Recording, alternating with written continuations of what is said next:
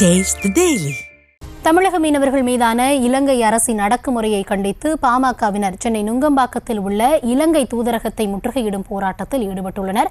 அது தொடர்பான காட்சிகளை பார்த்து வருகிறோம். விரிவான விவரங்களுக்காக இணைகிறார் செய்தியாளர் சிவபிரகாஷ். வணக்கம் சிவபிரகாஷ், இந்த போராட்டம் குறித்தான விரிவான விவரங்கள் என்ன சொல்லலாம்? வணக்கம் கௌதமி.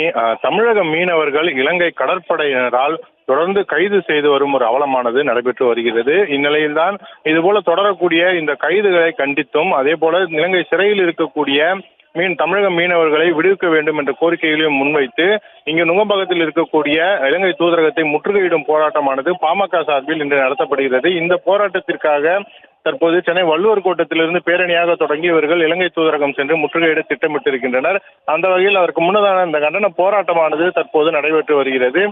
இதில் பாமக சார்பில் பாமகவின் முன்னாள் மத்திய அமைச்சர் ஏ.கே. மூர்த்தி மற்றும் பாமகவின் பொருளாளர் சத்யபாமா உள்ளிட்டோர் இந்த நிகழ்ச்சிக்கு தலைமை தாங்கி வருகின்றனர்.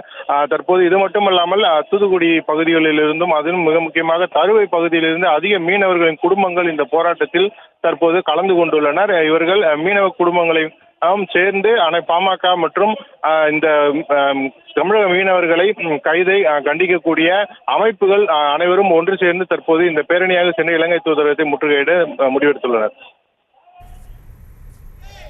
தற்போதைய விவரங்களுக்கு நன்றி சிவபிரகாஷ்.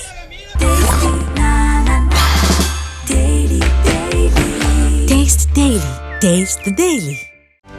செய்திகளை உடனுக்குடனும் துல்லியமாகவும் தெரிந்து கொள்ள சப்ஸ்கிரைப் பண்ணுங்க.